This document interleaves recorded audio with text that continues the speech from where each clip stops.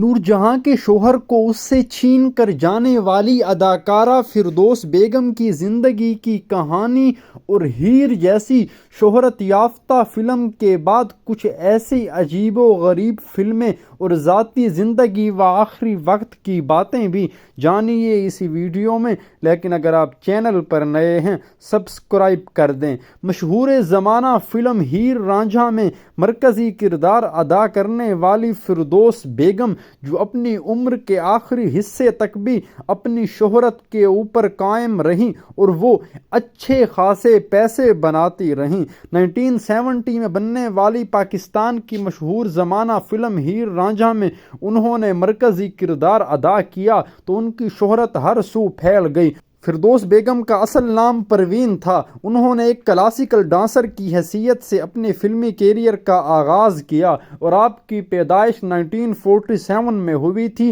تو 1963 میں فلم فانوس سے کیریئر کا آغاز کیا، جس کے بعد انہوں نے خاندان، ملنگی، لائی لاگ اور عورت میں کام کیا۔ فردوس کے بارے میں خیال کیا جاتا ہے کہ انہیں شہرت فلم ہیر رانجھا سے ملی، لیکن یہ حقیقت ہے کہ وہ سلور اسکرین پر اس سے کہیں پہلے اپنے جادو جگا رہی تھی۔ 1965 میں جب وہ فلم ملنگی میں بطور ہیروئن جلوہ گر ہوئیں تو سلور اسکرین پر چھا گئیں اور وہیں سے ان کے کامیاب فلمی کیریئر کا آغاز ہوا۔ فلم ملنگی کا گانا ماہی وے سانو بھول نہ جاویں آج بھی سنا جاتا ہے۔ ماہی وے سانو بھول نہ جاویں اللہ دا نائی دیر نہ لاویں ہان دیا سجنا لمیاں اڑی کا دن پیار دے، جسے ملکہ ترنم میڈم نور جہاں نے اپنی آواز میں گایا تھا۔ فردوس بیگم کے قریبی دوست ڈاکٹر عمر عادل، جو بیشتر ٹی وی پروگراموں میں بطور میزبان فردوس بیگم کا انٹرویو بھی کر چکے ہیں، نے بتایا تھا کہ دور سے کسی بھی فلم ستارے کو دیکھنا یا اس کا پرستار ہونا، کسی تصویر کا عاشق ہونا، مگر جب آپ تصویر کی جگہ ایک مجسم انسان کو جاننا شروع کر دیں تو پھر اس کی دنیا سے چلے جانے کے بعد ہی اس تکلیف کا اندازہ ہوتا ہے۔ اور فردوس بیگم کا نام، ان کا کام اور ان کی شخصیت کچھ ایسی تھی کہ اس دنیا سے چلے جانے کے بعد بھی وہ قائم ہے اور ان کی شخصیت کا جادو ہر ایک کے سر چڑھ کر بول رہا ہے۔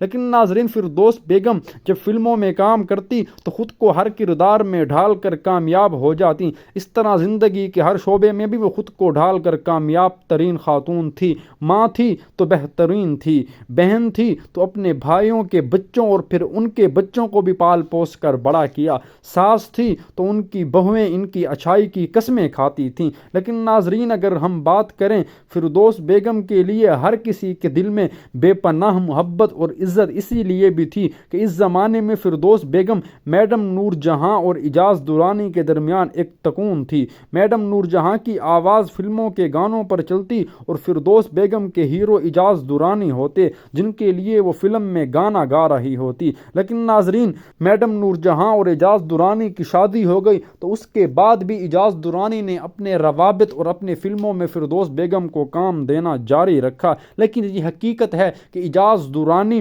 اور فردوس بیگم ایک دوسرے کو بہت زیادہ پسند کرتے تھے، لیکن پھر جب نور جہاں اس بات کو ناپسند کرنے لگی تو انہوں نے منع کیا اور اس طریقے سے نور جہاں کی جب اعجاز درانی سے طلاق ہوئی تو انہوں نے فردوس بیگم سے شادی کر لی۔ لیکن ناظرین و سامعین، فردوس بیگم کے فلموں کے بیشتر گانوں پر میڈم نور جہاں کی آواز ہے اور ان کی یہ تکون ویسے تو تباہ کر دینے والی تھی، مگر تینوں فنکاروں نے اپنے فن کے ذریعے اپنے فن پر حرف نہیں آنے دیا اور نہ ہی ذاتی رنجش کو کبھی اپنی کارکردگی پر اثر ہونے دیا۔ پر ہٹ دل جانیاں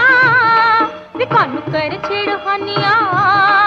اساں بولنا نہیں تیرے نال سونیا۔ فردوس بیگم نے 2 شادیاں کی، پہلی اداکار اکمل جبکہ دوسری اعجاز درانی سے، اور پھر ان کے 2 بیٹیاں اور 1 بیٹا ہے۔ فردوس بیگم ایک ایسی عقل مند خاتون تھی جو عمر کے آخری حصے میں بھی مہینے کے 50 سے 60 لاکھ روپے گھر بیٹھے کماتی تھی، کیونکہ انہوں نے فلموں سے ہونے والے پیسے کاروبار میں لگائے تھے۔ اپنے گھر کے سامنے فردوس مارکیٹ بنائی تھی اور وہ ایک مکمل خاتون تھی جنہوں نے بھرپور زندگی گزاری۔ لیکن ناظرین و سامعین، مگر سلور اسکرین کی خوبصورت اداکارہ فردوس بیگم کے ڈراموں اور فلموں سے ہٹ کر ان کی ذاتی زندگی کی بات جتنی بھی کی جائے وہ کم ہے، لیکن فردوس بیگم نے 150 سے زائد پنجابی، اردو اور پشتی فلموں میں کام کیا، اور ان فلموں کے ساتھ ساتھ ان کی موسیقی بھی آج تک مشہور ہے۔ فردوس بیگم کا انتقال 2020 میں ہوا، اور ان کے انتقال کے بعد انہیں لاہور کے گلبرگ قبرستان میں سپرد خاک کیا گیا، لیکن وہ اپنے ڈراموں،